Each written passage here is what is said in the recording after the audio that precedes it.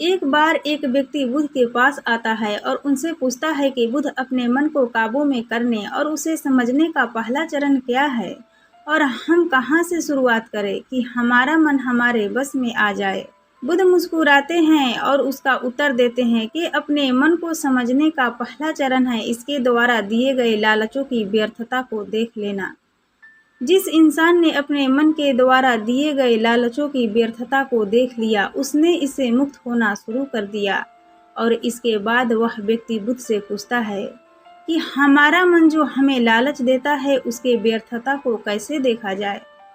बुद्ध कहते हैं अपने अनुभव से, मनुष्य जिस भी गलत कार्य को अति में करता है यानी जल्दी में करता है, उससे उसे दुख मिलता है और यही दुख उसका अनुभव है और यही अनुभव उसके रूपांतरण का कारण बन सकता है। जिसने देख लिया और वास्तव में देख लिया कि नशा करना केवल दुख है, उसने नशे से मुक्त होना शुरू कर दिया। जिसने देख लिया कि ईर्ष्या केवल खुद को जलाती है और वास्तव में देख लिया, उसने ईर्ष्या से मुक्त होना शुरू कर दिया। तुम्हारा यह देख लेना कि मन लालच तो हमेशा तुम्हें तृप्ति का ही देता है, लेकिन लगता यह तुम्हें सदैव अतृप्त ही है, और यही अपने मन को समझने का पहला चरण है। वह व्यक्ति बुद्ध से पूछता है कि बुद्ध, यदि कोई व्यक्ति यह जानता है कि उसके मन के लालचों के कारण उसके जीवन में दुख है, तो क्या इसका अर्थ यह है कि वो व्यक्ति पहले चरण पर है? और यदि वह व्यक्ति पहले चरण पर है तो दूसरे चरण पर कैसे जाएगा? बुद्ध कहते हैं कि उस व्यक्ति को खोज पर निकलना होगा, किसी ऐसे व्यक्ति की खोज पर जो अपने मन से मुक्त हो चुका है और जिसने अपने मन को जान लिया है, क्योंकि तुम्हारा मार्गदर्शन वही कर सकता है जो उस जगह पर पहुंचा हुआ है और जहां तुम जाना चाहते हो। वह व्यक्ति बुद्ध से पूछता है कि उस व्यक्ति की पहचान क्या है जिसने अपने मन को समझ लिया है और जिसने खुद को जान लिया है, क्योंकि हर व्यक्ति यहाँ दावा करता है कि वह ज्ञानी और बुद्धिमान है, लेकिन वास्तव में ज्ञानी कौन है वह कैसे पता लगेगा? बुद्ध कहते हैं कि यही तीसरा चरण है और वो चरण है सुनकर। सुनना ही अपने मन को समझने का तीसरा चरण है। उसके बाद वह व्यक्ति बुद्ध से पूछता है कि क्या देखकर यह पता नहीं किया जा सकता, क्योंकि आपको देखकर ही पता लगता है कि आप एक महात्मा हैं। बुद्ध कहते हैं कि देखने में तो कोई व्यक्ति बहुत शांत लग सकता है, लेकिन भीतर से वह क्या है यह उसके शब्द ही बता सकते हैं। लेकिन ध्यान रहे कि शब्दों पर भी विश्वास एकदम से नहीं कर लेना है। किसी भी बात पर विश्वास इसीलिए नहीं कर लेना है कि उसे मैंने कहा हुआ है या किसी महात्मा ने कहा हुआ है। किसी भी बात पर विश्वास आपको तब कर लेना है जब वह तुम्हारा अनुभव बन जाए।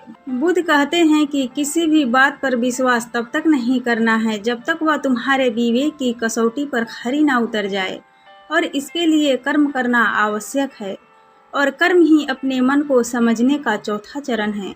अगर तुम धन कमाना चाहते हो तो तुमको सही दिशा में कर्म करना आवश्यक है। ठीक उसी प्रकार अगर तुम खुद को जानना चाहते हो तो तुमको सही दिशा में कर्म करना आवश्यक है। वह आदमी बुद्ध से पूछता है कि सही दिशा में कर्म करते वक्त आदमी क्या गलती कर सकता है? तो बुद्ध कहते हैं कि केवल दो ही गलतियां कर सकता है। पहले गलती है शुरुआत न करना और दूसरी गलती है पूरा रास्ता तय न करना, और इन दोनों गलतियों के पीछे हमारे मन की ही चाल होती है। कोई सोचता है कि मैं शुरुआत कल से करूंगा और कोई सोचता है कि शायद मैं सफल ना हो पाऊं। इन दोनों ही गलतियों को व्यक्ति जागरूकता की कमी के कारण ही करता है। बिना जागरूकता के व्यक्ति का मन उसे सही दिशा में चलने ही नहीं दे सकता, और जागरूकता ही अपने मन को समझने का पांचवा चरण है। इसीलिए दिन के हर एक क्षण को जागरूकता के साथ जियो। कोई भी कार्य करो तो उसे जागरूकता के साथ करो। अगर सांसें भी लो तो उसे जागरूकता के साथ लो। बिना जागरूकता के साथ जिया गया एक भी क्षण मृत्यु के समान है, और ध्यान रहे कि जागरूकता बिना ध्यान के संभव नहीं है। वह व्यक्ति पूछता है कि बुद्ध, अपने जागरूकता के स्तर को कैसे बढ़ाया जा सकता है? वह व्यक्ति बुद्ध से पूछता है कि बुद्ध, अपने जागरूकता के स्तर को कैसे बढ़ाया जा सकता है? बुद्ध कहते हैं कि ध्यान के द्वारा। और ध्यान की 6 चरण है। पहला चरण, थोड़ी जागरूकता के साथ यह देख लेना कि यह मन ही दुख के बीज बोता है। दूसरा, किसी ऐसे व्यक्ति को खोजना जो मन से मुक्ति पाने का मार्ग बता सके। तीसरा, सुनना। चौथा, सुने हुए को कार्य में लाना। पांचवा, जागरूकता, जिससे आप मार्ग से भटके ना। छठा, ध्यान। यदि सीधे शब्दों में कहा जाए तो ध्यान ही वह नाव है जिस पर बैठकर मन रूपी नदी को पार किया जा सकता है। लेकिन ध्यान तक पहुंचने के लिए शुरुआती के 5 चरण बहुत ही आवश्यक है। हर ज्ञानी व्यक्ति इन 6 चरणों से गुजरता ही गुजरता है। फिर वह व्यक्ति बुद्ध से कहता है कि बुद्ध, मैं आपसे 2 प्रश्न पूछना चाहता हूँ। तो बुद्ध कहते हैं, पूछो, क्या प्रश्न पूछना चाहते हो? वह व्यक्ति बोलता है, हम अपने मन के गुलाम क्यों बन गए हैं? और दूसरा सवाल ये है, हम अपने मन को अपना गुलाम कैसे बना सकते हैं? तो बुद्ध कहते हैं कि हम इस प्रश्न के उत्तर एक कहानी के माध्यम से तुम्हें समझाते हैं। ध्यान पूर्वक सुनो। एक बार एक राज दरबार में एक कलाकार आता है और इस कलाकार की खासियत यह थी कि जब भी यह कलाकार अपनी कलाकारी दिखाता तो ऐसा कोई भी व्यक्ति नहीं होता था जो इसके कलाकारी को देखकर हंस ना सके। बड़े बड़े राजा महाराजा इस कलाकार की कलाकारी को देख हंसते हंसते लोटपोट हो जाते थे। लेकिन इस बार वह कलाकार एक गंभीर राजा के दरबार में था, इसीलिए लोगों को यह संदेह था कि कहीं वो इस बार असफल ना हो जाए। वह कलाकार अपनी कलाकारी दिखानी शुरू करता है और वही होता है जो हर बार से होता आ रहा था। राजा का हंसते हंसते बुरा हाल हो जाता है। वह राजा उस कलाकार को कलाकारी देख इतना प्रसन्न होता है कि वो इस कलाकार को मुँह मांगा इनाम देने के लिए तैयार हो जाता है। हमें यह बात हमेशा याद रखना चाहिए कि अधिक खुशी में लिए गए फैसले अक्सर गलत साबित होते हैं। राजा उस कलाकार से कहता है कि मांगो जो भी तुम मांगना चाहते हो, मैं तुम्हारी कलाकारी से बहुत प्रसन्न हूँ। वह कलाकार कहता है कि क्षमा करे राजन, पर मैं जो भी मांगूंगा शायद आप वो दे ना पाए। राजा अपने आसन से खड़ा होता है और कहता है कि अब तुम मेरी प्रसन्नता को क्रोध में बदल रहे हो।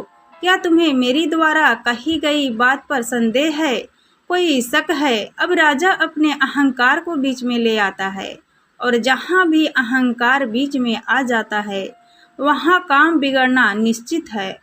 फिर वो कलाकार राजा से कहता है कि नहीं नहीं राजन, मुझे क्षमा करे, मेरे बोलने का मतलब यह नहीं था, बल्कि मैं तो बस ये कहना चाहता था कि आप इस बात को फिर से दोहरा दे। फिर उसके बाद राजा कहता है कि मैं तुझे वचन देता हूँ कि जो भी तू हद में रहकर मांगेगा वह तुझे जरूर मिलेगा। उसके बाद वह कलाकार कहता है कि तो ठीक है, आप मुझे 24 घंटों के लिए आपके राज्य का राजा बना दीजिए। उस कलाकार की बात सुन राजा मन ही मन सोचता है कि अच्छा है, मैंने इसे हद में रहकर मांगने को कहा था, वरना ये तो हमेशा के लिए राजा बन जाता। वैसे तो 24 घंटे कोई बड़ी बात नहीं है। और इसके बाद राजा सोच समझकर उस कलाकार से कहता है कि ठीक है, अगले 24 घंटे के लिए मैं तुम्हें राजा घोषित करता हूँ। राजा बनने के 1 घंटे अंदर ही वह कलाकार, जो कि अब राजा बन चुका था, वह पुराने राजा को फांसी पर चढ़ा देता है और दूसरे घंटे में वह पुराने राजा के सभी भरोसेमंद लोगों को हटाकर अपने भरोसेमंद लोगों को रख लेता है। तुम उस राजा को मूर्ख समझ रहे होगे, परंतु मैं तुमको बताना चाहता हूँ कि वह राजा कोई और नहीं बल्कि तुम हो और वह कलाकार तुम्हारा मन है। तुम्हारा मन तुमको थोड़ी सी खुशी क्या दे देती है, तुम उसके पीछे भागने लग जाते हो। जो वही कहता है वही तुम करने लगते हो और बाद में तुमको हाथ में केवल पछतावा ही लगता है। किसी भी चीज़ का मज़ा लेना समस्या नहीं है, बल्कि इस मज़े में ही डूबकर अपनी सुध बुध खो देना समस्या है। अब दूसरे प्रश्न का उत्तर समझो।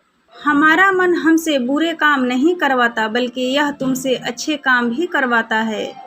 मैं तुमको एक उदाहरण देकर समझाता हूँ। जब तुम ईर्ष्या का सहारा लेते हो तब तुम्हारा मन बुरे काम करता है, और जब तुम क्रोध का सहारा लेते हो तब तुम्हारा मन बुरे काम करता है। जब तुम मोह, अहंकार और लालच जैसी बुरी चीज़ों का सहारा लेते हो तब तुम्हारा मन तुमसे बुरे काम करवाता है, और जब तुम प्रेम, दया और कृतज्ञता जैसे अच्छी भावनाओं का सहारा लेते हो तब तुम्हारा मन अच्छे काम करता है। इसीलिए समस्या मन नहीं है, बल्कि मन का इस्तेमाल किस तरह किया जा रहा है, यह समस्या है। गौतम बुद्ध ने जागरूकता को इतना महत्वपूर्ण इसलिए बताया हुआ है क्योंकि जागरूकता के द्वारा ही अपने मन को नियंत्रित कर सकते हैं। मन को नियंत्रित करने का मतलब यह नहीं है कि आपके मन में नेगेटिव विचार आने ही बंद हो जाए। मन को नियंत्रित करने का सही मतलब यह है कि आपका कोई भी विचार आपका विचलित ना कर पाए।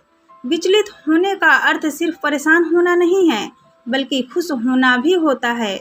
बहुत ज़्यादा खुश होना समस्या नहीं है, परंतु उस खुशी में कोई निर्णय लेना समस्या है। उदाहरण, किसी से कोई वादा कर लेना।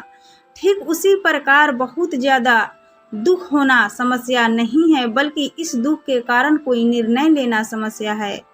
उदाहरण, आत्महत्या करना। अगर आप पूरे जागरूकता के साथ यह देख पाए कि सुख और दुख, इन दोनों की अति में कोई भी निर्णय लेना दुख और पीड़ा को जन्म देता है, तो आप आंखें बंद करके सुख के पीछे नहीं भागेंगे। और अगर आप सुख के पीछे नहीं भागेंगे तो दुख आपके पीछे कभी नहीं भागेगा, क्योंकि ज़्यादातर लोग जिसे सुख समझते हैं वह दुख की परछाई हैं। आपको मन के बारे में एक खास बात बताना चाहती हूँ। आपको ऐसा कब लगता है कि आपको अपने मन को वश में करना चाहिए? जब आप वो काम कर रहे होते हैं जो काम करना आपके लिए सही नहीं होता है, तब आपको महसूस होता है कि आपको अपने मन को अपने वश में करना चाहिए, मगर आप वो काम फिर भी करे चले जाते हैं क्योंकि आपको उस काम को करने में मज़ा आता है। उदाहरण के लिए, जैसे चुगली करना। आपको पता है कि चुगली करने से आपको कुछ भी फायदा नहीं होगा, फिर भी आप चुगली करते हैं क्योंकि चुगली करने में शुरुआत में मज़ा आता है, परंतु धीरे धीरे ही आपको पता चलता है कि आप अपने ही नज़रों में छोटे बनते जा रहे हों। दोस्तों, गौतम बुद्ध के द्वारा दिए गए इस सूत्र में आपको आज बताती हूँ जो आपकी ज़िंदगी बदल सकता है। और वो सूत्र है, जिन कामों को करने में शुरुआती में बहुत मज़ा आता है तो वह काम आपके लिए हानिकारक है।